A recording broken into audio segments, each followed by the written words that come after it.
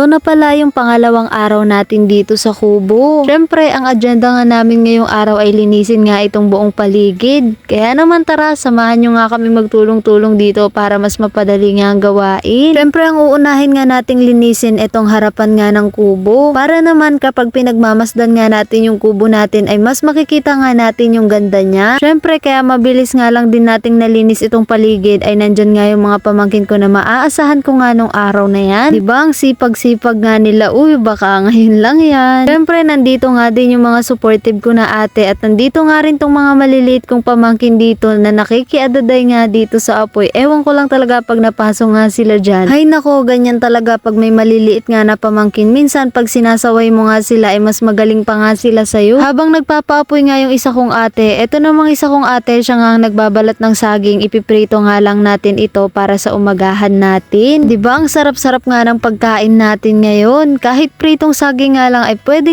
mo na iulam sa kanin. Siguro nasubukan nyo na rin iulam ang saging sa kanin. Tignan nyo naman yung mga pamangkin ko dito, talagang kinakarir na nga din nila. Syempre kailangan na din natin talaga tong pagtulong-tulungan na linisin para nga makita na din natin yung ganda na magiging garden natin dito sa harap ng kubo natin. Syempre ito nga yung gagawin nating garden mula nga sa kawayan na yun na nakatayo hanggang dito nga sa kubo natin. Syempre bago ang lahat, ipapakilala ko nga rin sa inyo itong bagong makakasama natin sa vlog. Dahil ito nga din yung araw na may nagregalo nga sa atin ng pusa. Syempre cat lover nga ako at ang paborito ko ang kulay ay kulay gray, kaya ito nga yung binigay sa atin. Diba ang cute-cute nga ng pusa natin na yan, ang pangalan niya nga ay Moon. Sa mga susunod na vlog ko na nga lang din ikukwento kung bakit Moon nga ang ipinangalan sa kanya. Ito nga pamangkin ko na si Faith, inutusan ko nga na bumili sila ni Ken sa labas ng pandagdag nga sa uulamin namin. Tuloy na nga rin sila mag-iigib para minsanan na nga lang din yung paglabas. Habang ito namang isa kong ate, abalang-abala naman dito sa pagprito nga ng saging. O diba, itsura pa nga lang ng saging ay talagang matatakam ka na. Pwede mo nga yan iulam sa kanin at pwede mo nga rin meriendahin. At ito nga yung likod ng kubo natin. Tignan nyo naman, sikat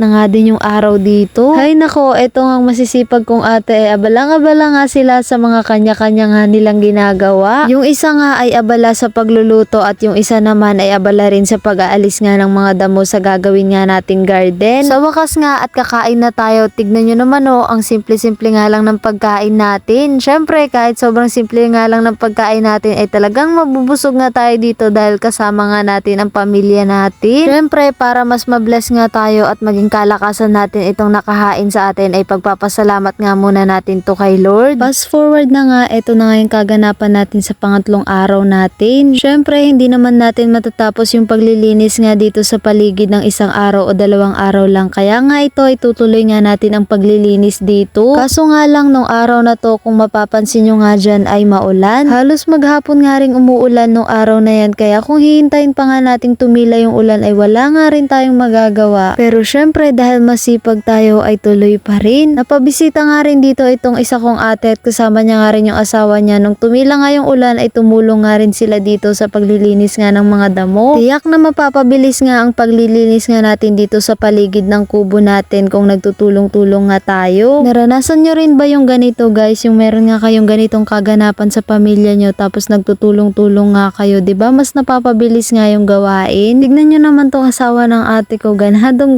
nga dito. Siguro dahil nanonood nga yung asawa niya. Ay nako guys, kung talagang magtutulong-tulong nga tayo ay talagang mas mapapabilis nga yung gawain natin. Lalo na kami, 17 nga kaming magkakapatid. Siguro kung hindi nga kami layo-layo at kung magtutulong-tulong nga kami sa mga ganitong bagay ay mas mapapabilis nga ang pag-usad natin. Ay nako, ito nga mag-asawa dito. Ang sweet-sweet nga dito sa silong ng payong. Sana nga ganito na lang tayo lagi. Diba ang sarap-sarap kaya mabuhay ng simple lang, kontento, masaya, nagkakaisa at nagtutulungan na pamilya. Sabihin yung isa rin yun sa pinakamasaya at pinakamasarap sa pakiramdam na makita nga nagtutulungan kayong magpapamilya, diba? Ang sarap kayang damahin at makita yung resulta ng pinagsumikapan at pinaghirapan mo. Lalo na kung ginawa mo nga ito na may kasamang pagmamahal at buong puso. Tignan nyo naman yung paligid ng kubo natin, makikita nyo nga dito na medyo madamo pa rin. Pero syempre, sisiguraduhin natin at sisikapin natin na malinis nga ito. Syempre, aaraw-arawin nga natin itong linisin. Kaya sigurado ako na ilang araw lang ay makikita nyo na ngang malinis itong paligid ng kubo natin. Syempre guys, hindi lang itong garden ang susubaybayan natin sa mga mga vlogs ko. Dahil tagapag-alaga nga tayo ng napakalawak na farm na to at dahil madamo nga itong buong paligid ng farm ay aaraw-arawin din nating linisin ito hanggang sa makita nga natin yung improvement. Syempre, eto nga ang anyo ay mapagmahal sa farm at sa pagtatanim kaya siguradong malilinis nga ito sa araw-araw. Kayo rin ba nai-imagine nyo na yung magiging view ng garden natin dito pag meron na nga tayong tanim? Kasi ako sa tuwing kukuhanan ko nga ng video itong harap nga ng kubo natin at etong magiging garden nga natin, wala nga akong ibang iniisip kundi yung mga tanim natin dito sa harap ng kubo. Parang kailan lang talaga pinapangarap ko itong kubo na to, pero alam nyo ba guys na hindi ganito kaganda yung kubo na pinangarap ko. Naalala ko pa nga